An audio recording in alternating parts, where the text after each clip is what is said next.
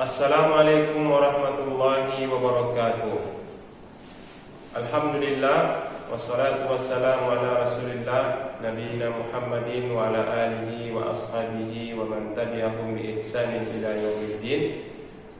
Baik anak-anak ustaz dimanapun antum berada, semoga antum semua senantiasa diberikan kesehatan oleh Allah Subhanahu wa ta'ala.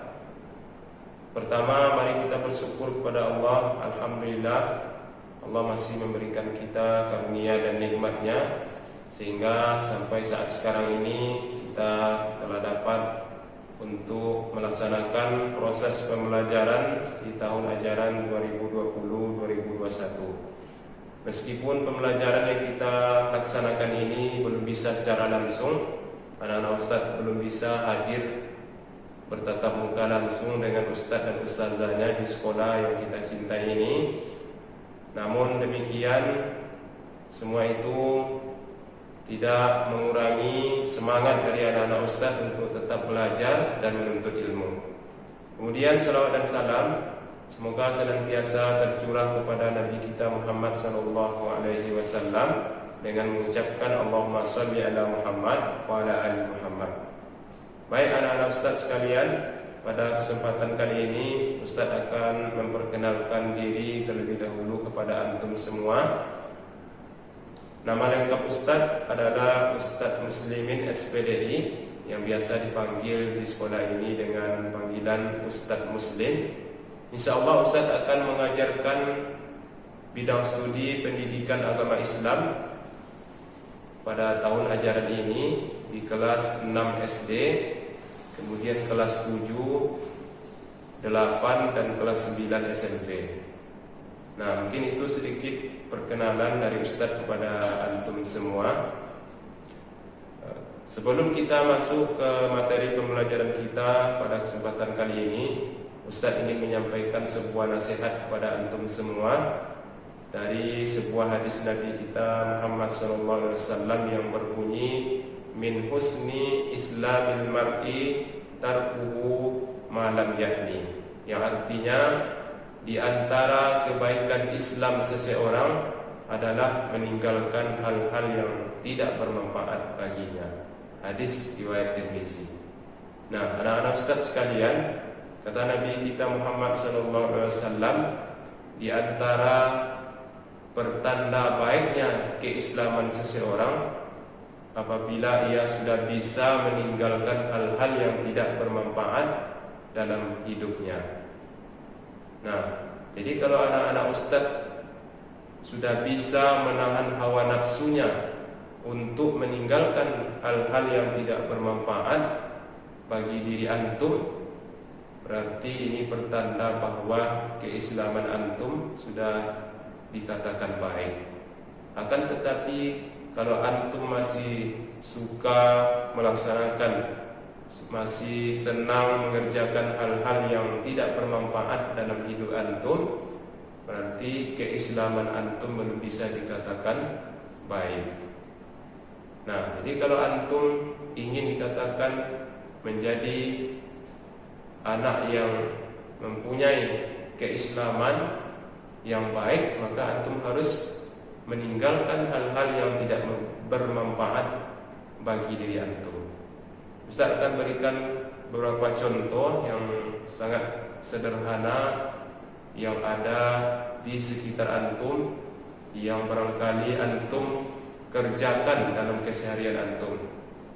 Hal-hal yang tidak bermanfaat tersebut, seperti bermain game, nah, kemudian menonton sinetron, kemudian mendengarkan musik. Nah, ini beberapa contoh dari sekian banyak hal-hal yang tidak bermanfaat yang barangkali antum kerjakan dalam keseharian antum. Nah, apalagi hal-hal tersebut yang antum lakukan jelas-jelas akan merusak agama kita sendiri, akan merusak agama antum sendiri, akan merusak hafalan Al-Quran antum, akan membuat antum lalai dari beribadah, mengingat Allah SWT. Nah, maka ini harus kita berusaha semaksimal mungkin untuk meninggalkannya, untuk tidak melaksanakan, mengerjakannya dalam kehidupan kita. Nah, apa yang harus antum lakukan? Ya, justru yang harus kita lakukan adalah kata Nabi SAW, isris ala yanfa. Nah, kita harus bersemangat untuk melakukan hal-hal yang bermanfaat dalam hidup kita. Nah, jadi kebalikannya, kita harus bersemangat ihris ala yanfa. Jadi kita bersemangat untuk melakukan hal-hal yang bermanfaat, seperti membaca Al-Quran, kita bersemangat. Kemudian melaksanakan sholat tepat waktu, kita bersemangat. Membantu orang tua, kita bersemangat. Ini yang harus kita lakukan. Barangkali itu sedikit nasihat dari Ustadz, mudah-mudahan bisa bermanfaat dan bisa antum aplikasikan dalam kehidupan antum sehari-hari. Baik anak-anak Ustadz kelas Khalid bin Walid, pada kesempatan kali ini kita insyaallah akan masuk ke materi pembelajaran kita PAI di semester ganjil ini di tahun ajaran 2020-2021 dengan tema pembelajaran kita atau judulnya yaitu tentang rukun iman. Salah satu rukun iman yaitu iman kepada hari akhir atau hari kiamat.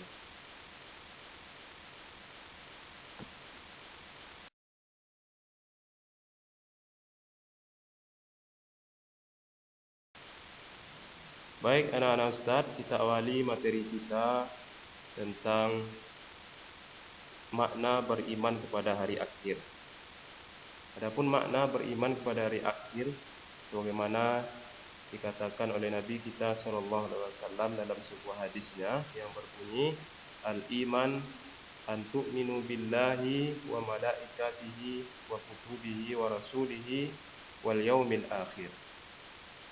Artinya iman itu adalah beriman kepada Allah atau percaya akan adanya Allah, beriman kepada malaikatnya, beriman kepada kitab-kitabnya, dan beriman kepada para rasulnya, dan beriman kepada hari akhir. Nah, artinya beriman kepada hari akhir ini adalah meyakini dan mengakui setiap kejadian setelah kematian manusia yang disebutkan dalam kitab-kitab Allah dan dalam hadis-hadis Nabi kita SAW. Adapun hari akhir maksudnya adalah berakhirnya kehidupan kita di dunia. Kenapa kita harus meyakini akan hari akhir ini?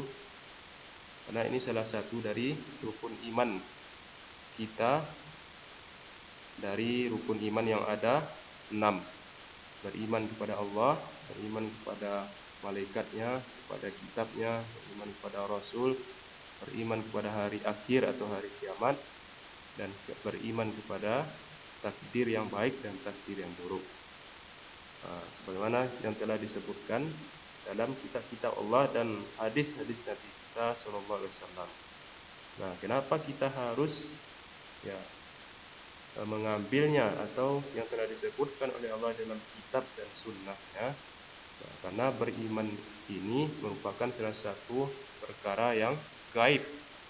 Nah, jadi perkara yang gaib, hal yang gaib itu yang tahu hanyalah Allah Subhanahu wa taala dan Rasulnya. Nah, jadi kita tidak boleh menggunakan dalil atau mengambil selain dari kitab Allah dan dari hadis Nabi kita sallallahu alaihi wasallam. Karena selain dari Allah tidak ada yang tahu tentang hal yang gaib. Tidak ada yang tahu tentang kapan terjadinya hari akhir ini. Kecuali hanya Allah SWT dan Nabi kita Muhammad SAW yang telah disampaikan atau telah diberitahukan oleh Allah kepada Nabi kita Sallallahu Alaihi Wasallam.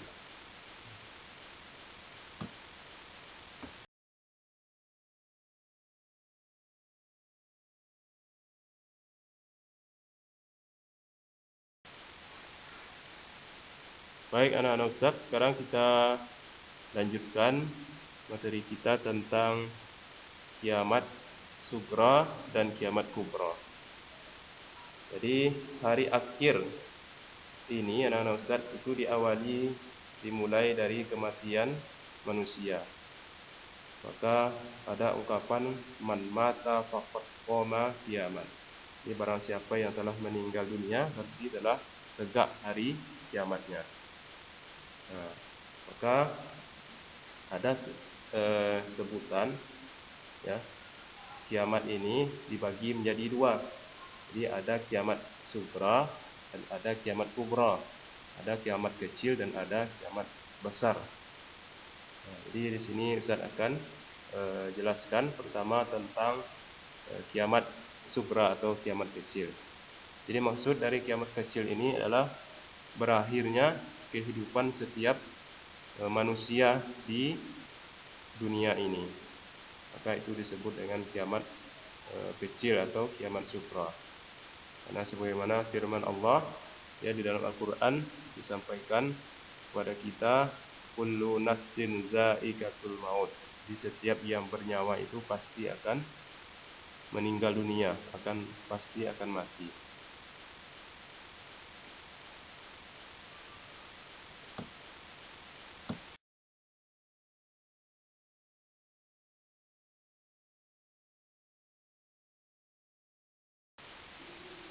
Baik anak-anak Ustaz, sekarang kita lanjutkan pembahasan kita tentang kiamat kubro atau kiamat besar, yang artinya kiamat kubro ini adalah berakhirnya seluruh kehidupan makhluk secara serempak atau sama. Jadi seluruh makhluk hidup di atas dunia ini akan dimatikan oleh Allah SWT ya, secara serempak atau sama. Inilah disebut dengan kiamat kubro atau dengan adanya tiupan sangkakala dari malaikat Israfil nantinya. Nah, jadi yang tahu tentang kiamat kubro ini hanyalah Allah Subhanahu wa taala, karena ini adalah perkara yang gaib. Jadi yang tahu hanyalah Allah. Sementara yang disampaikan kepada Nabi kita sallallahu alaihi wasallam kapan terjadinya hanya harinya saja, yang sebagaimana disampaikan dalam hadis Nabi, itu hari kiamat itu atau kiamat kubro itu terjadi pada hari Jumat.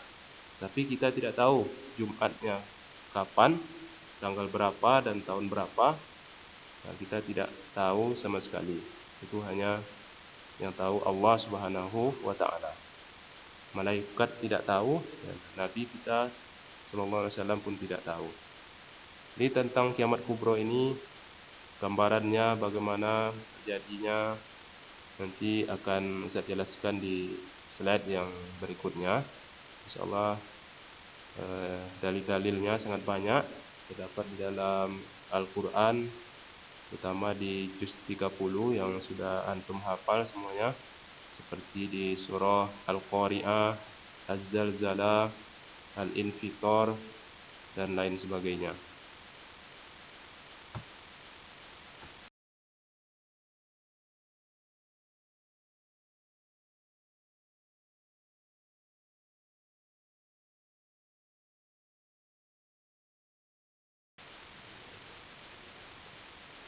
Baik anak-anak Ustaz, adapun dalil tentang gambaran kejadian hari akhir ini terdapat di dalam Al-Qur'an, ada beberapa surah. Di sini Ustaz akan sampaikan ada 4 dalil ya, atau 4 surah Al-Qur'an. Yang pertama yaitu Al-Qur'an surah Az-Zalzalah dari ayat 1 sampai 6. Insyaallah anak Ustaz sudah hafal, bisa dilihat artinya ya di rumah, terjemahannya. Kemudian yang kedua Al-Qur'an surah Az-Zumar ayat 68. Yang ketiga, Al-Quran surah Yasin ayat 51. Yang keempat, yaitu Al-Quran surah Al-Qari'ah ayat 1 sampai 5. Nah, itu dalil-dalil dari Al-Quran tentang gambaran ya, kejadian hari kiamat atau hari akhir nanti.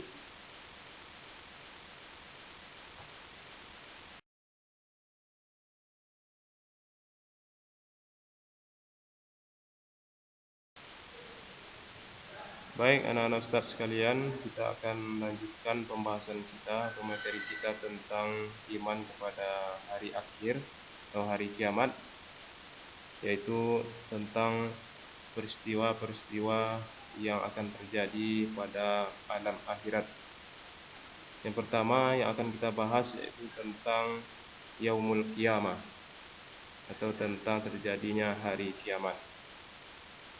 Di mana Yaumul Qiyamah ini artinya adalah hari kehancuran alam semesta dan berakhirnya kehidupan makhluk hidup secara serempak di atas dunia ini.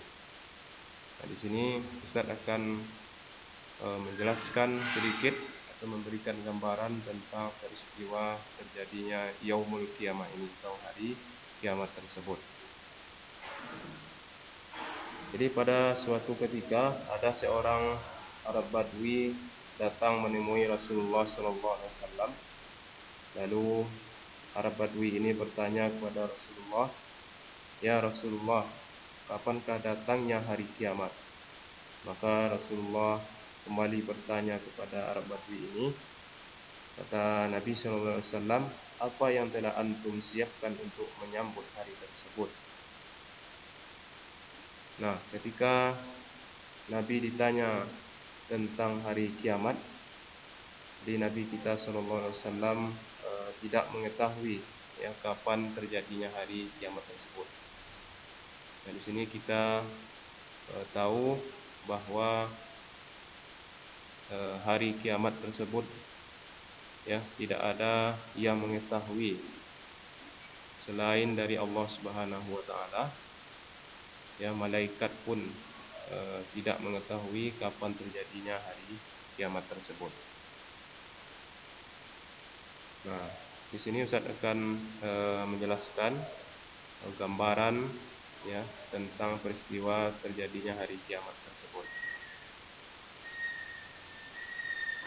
Nah, jadi hari kiamat ini terjadi tentu akan diawali dengan tiupan sangkakala yang pertama oleh malaikat Israfil.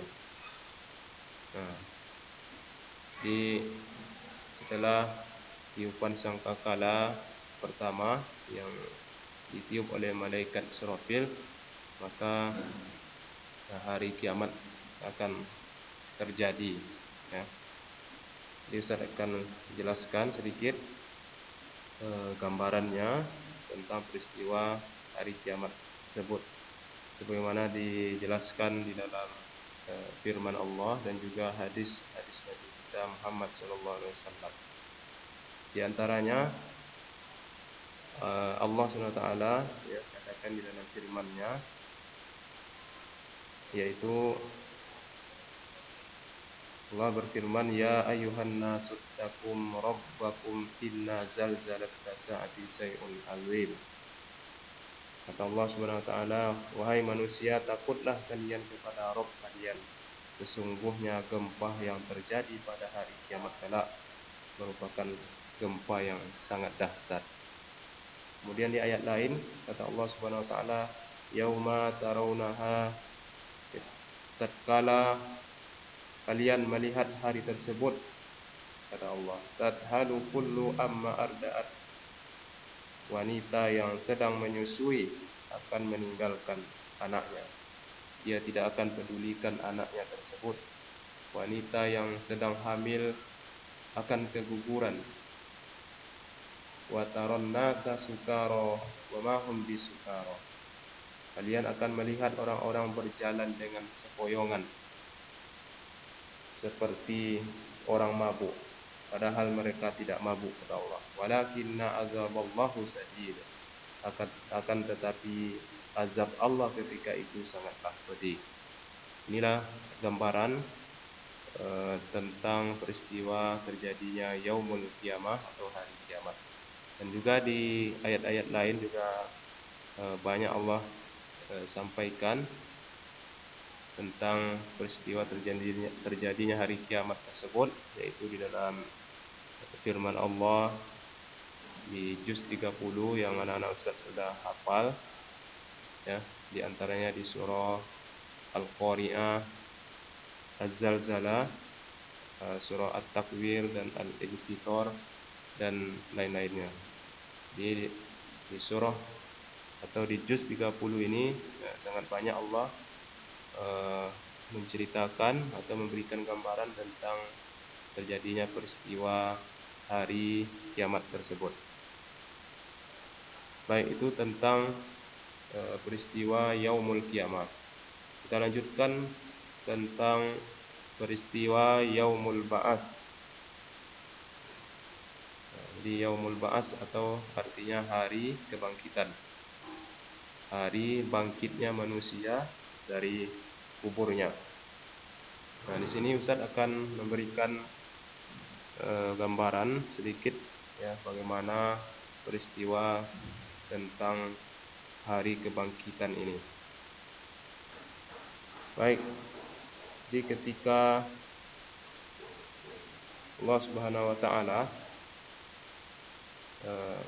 perintahkan malaikat Israfil, ya, tentu diawali dengan tiupan sangkakala yang kedua, maka manusia akan dibangkitkan oleh Allah Subhanahu wa taala dari kuburnya.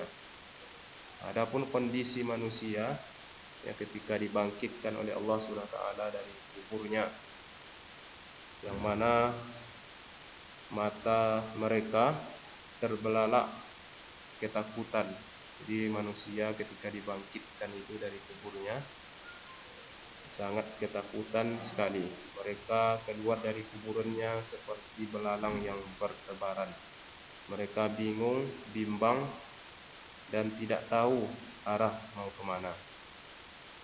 Nah, sedangkan jarak matahari, ya, dengan kepala manusia ketika itu, yaitu dengan jarak 1 mil dari kepala kita ketika itu.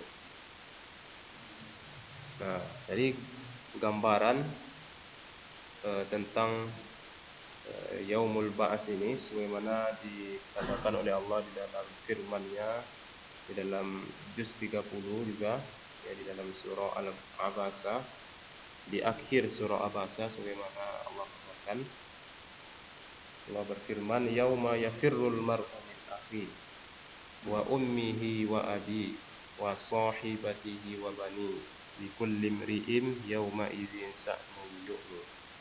Jadi kata Allah, ketika hari tersebut seseorang akan lari dari saudaranya. Dia akan meninggalkan ibunya dan ayahnya. Dia akan meninggalkan istrinya dan juga anak-anaknya. Nah, kenapa demikian, anak-anak Ustaz? Karena ketika itu semua kita akan sibuk dengan urusan kita masing-masing. Kita tahu bagaimana seorang ibu kita, orang tua kita sangat sayang pada kita ketika di dunia. Mereka, ya,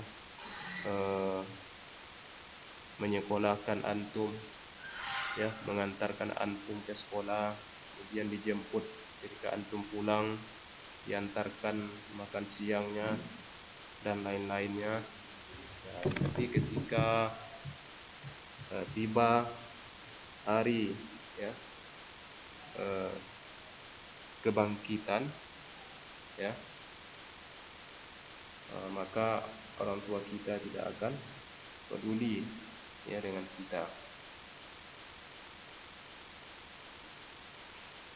Itu tentang gambaran hari berbangkitnya manusia dari kuburnya. Kemudian di hadis lain Nabi kita katakan, yuhsarun nasu yaumal qiyamah hufatan uratan kurlan buhman.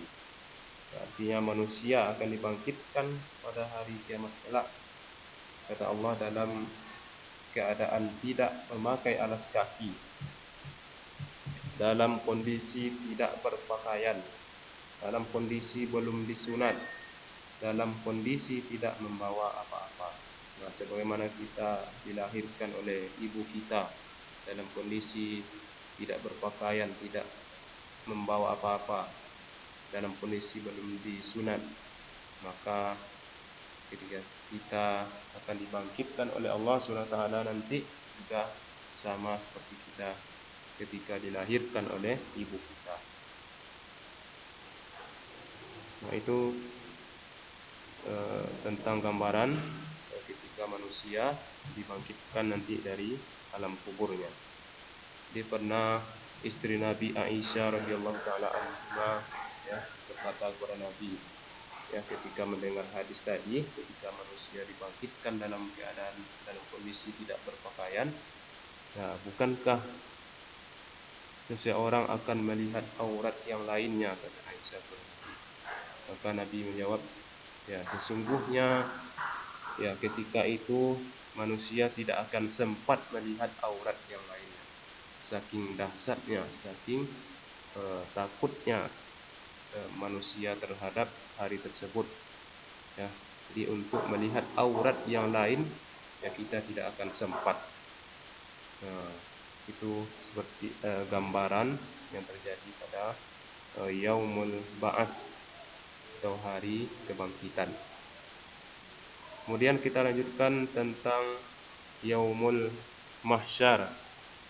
Nah, artinya Yaumul Mahsyar ini adalah hari berkumpulnya manusia di hadapan Allah setelah kebangkitan mereka dari kuburnya. Nah, ini disebut dengan Yaumul Mahsyar. Jadi Ustaz akan memberikan sedikit gambaran tentang peristiwa terjadinya Yaumul Mahsyar ini. Jadi ketika di padang mahsyar, yang mana Ustaz sampaikan sebelumnya, matahari jaraknya nanti ketika di padang mahsyar itu adalah 1 mil dari kepala manusia, dari kepala kita nantinya. Maka ketika itu keringat manusia akan bercucuran dengan sangat banyak, sesuai atau tergantung dengan keimanannya masing-masing. Jadi semakin tinggi keimanannya, maka semakin kurang keringatnya yang akan keluar. Semakin lemah keimanannya, maka semakin banyak keringatnya yang akan keluar, membasahi tubuhnya.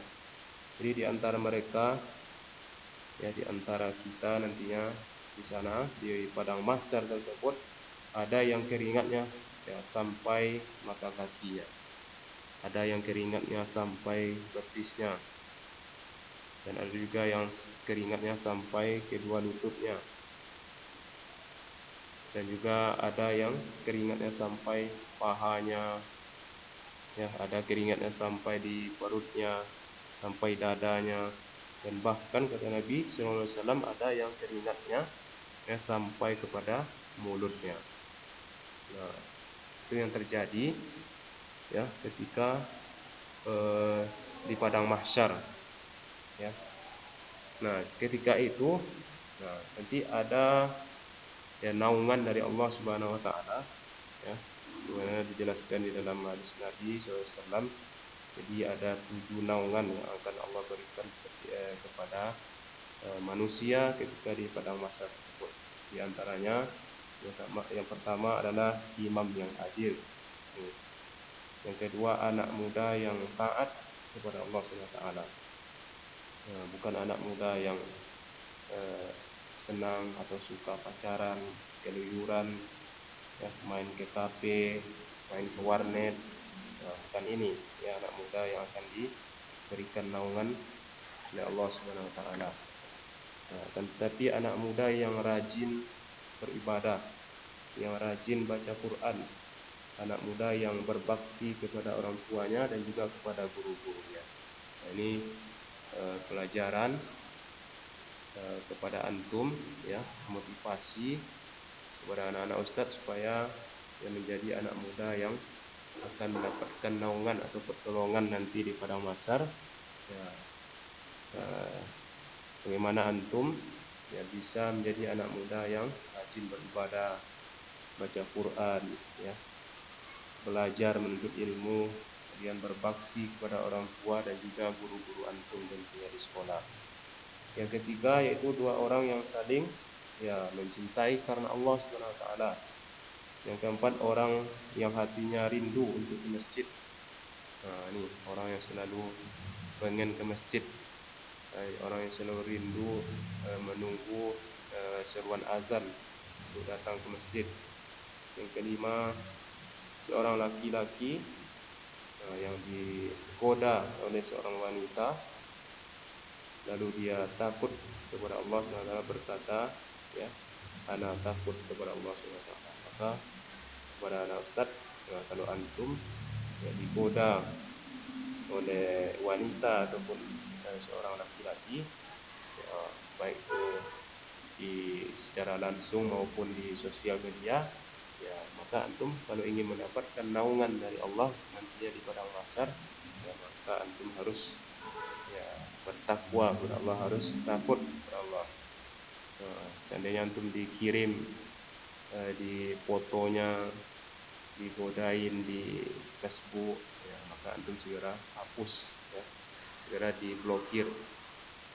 Nah, bukannya antum murojaah sebelum tidur, lihat fotonya, di chat. Nah, ini tentu kita akan kehilangan naungan nantinya di padang mahsyar tersebut.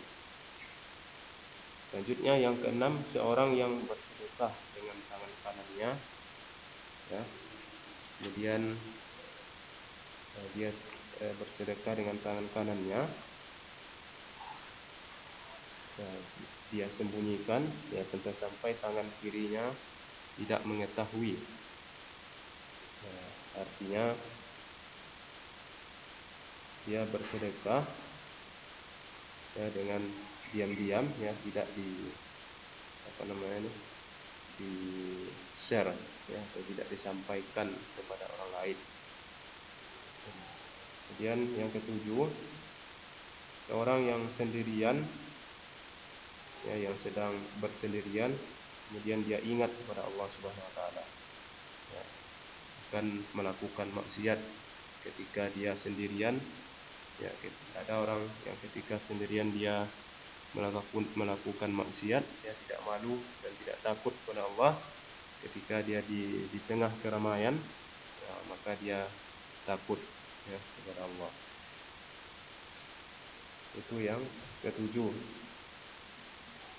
Juga ada di hadis lain dikatakan, ya, bahwa setiap orang yang berada di padang mahsyar nanti akan mendapatkan naungan, ya, dari sedekahnya ketika di dunia.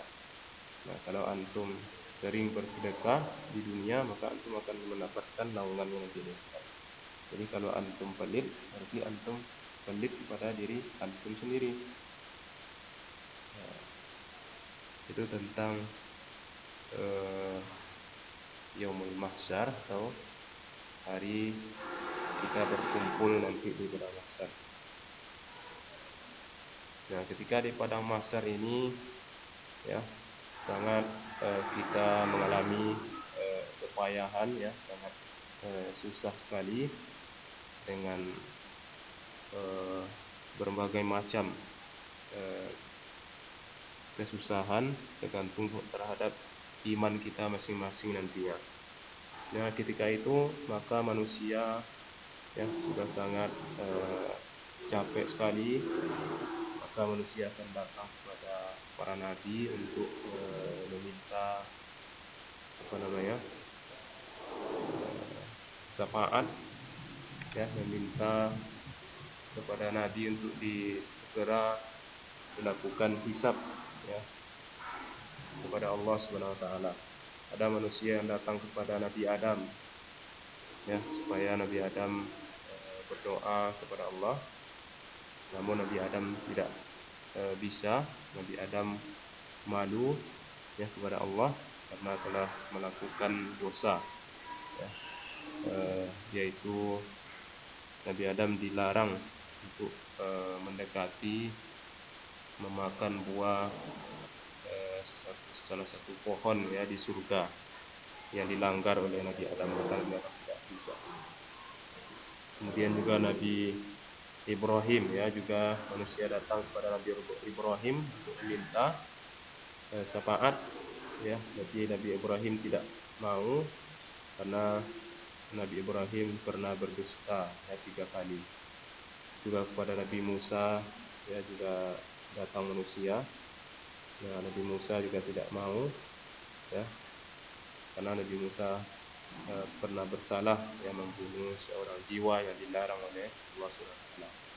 Dan akhirnya ya manusia meminta pertolongan semangat kepada Nabi kita Muhammad SAW. Itu tentang gambaran Yaumul Mahsyar.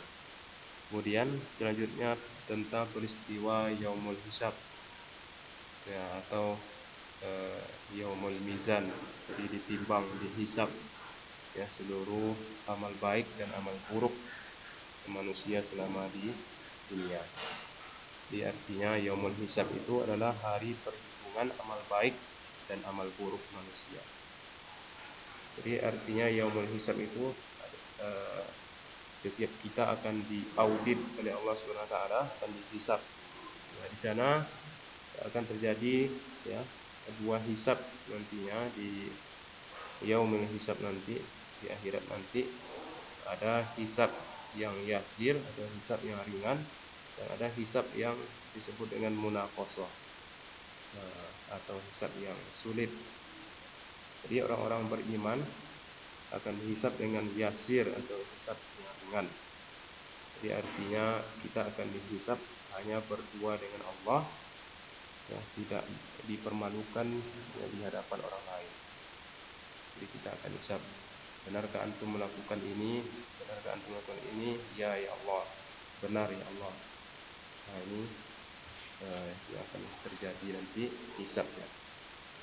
Nah, sedangkan orang-orang kafir ya, orang-orang yang fasik tentu akan dihisab oleh Allah, akan dipertontonkan, diperlihatkan ya di hadapan orang banyak ya, di seluruh manusia yang ada di akhirat nanti.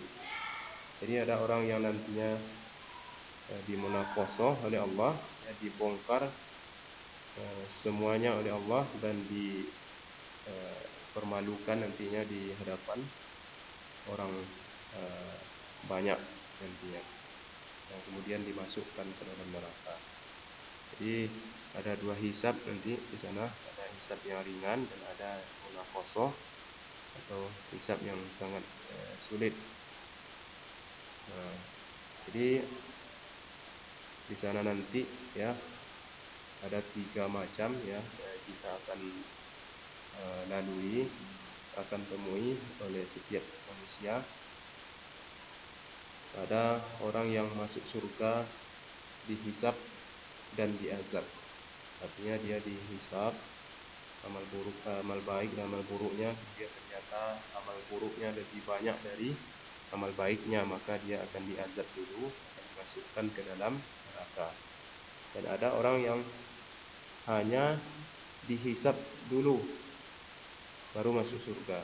Jadi dihisab dulu, ternyata amal baiknya lebih banyak dari amal buruknya, nah, namun dia dimasukkan ke dalam surga. Dia hanya dihisab dan tidak diazab. Nah, yang ketiga, ada orang yang masuk surga tanpa hisab dan tanpa diazab. Nah, ini mudah-mudahan kita termasuk ya pada golongan yang ketiga ini. Nah, ada orang yang masuk surga tanpa dihisab oleh Allah dan tanpa diazab. Nah, jadi langsung masuk surga Allah SWT. Ini tentang Yaumul Hisab. Kemudian terakhir tentang surga dan neraka. Jadi setelah kita lalui peristiwa-peristiwa yang 4 tadi ya, mulai dari Yaumul Qiyamah, Yaumul Ba'ats, Yaumul Mahsyar dan Yaumul Hisab. Nah, tentu terakhir akan kita temui ya 2 tempat, yaitu surga dan neraka. Nah, surga adalah tempat bagi orang yang beramal baik ya, amal baiknya lebih berat dari amal buruknya. Sedangkan neraka adalah tempat orang yang amal buruknya lebih berat, lebih banyak amal buruknya dari amal baiknya. Nah, mungkin itu pembahasan kita atau materi kita tentang iman kepada hari akhir untuk video yang pertama itu atau video 1 ini. Insya Allah akan kita lanjutkan nantinya di video yang kedua, masih membahas tentang iman kepada hari akhir ini.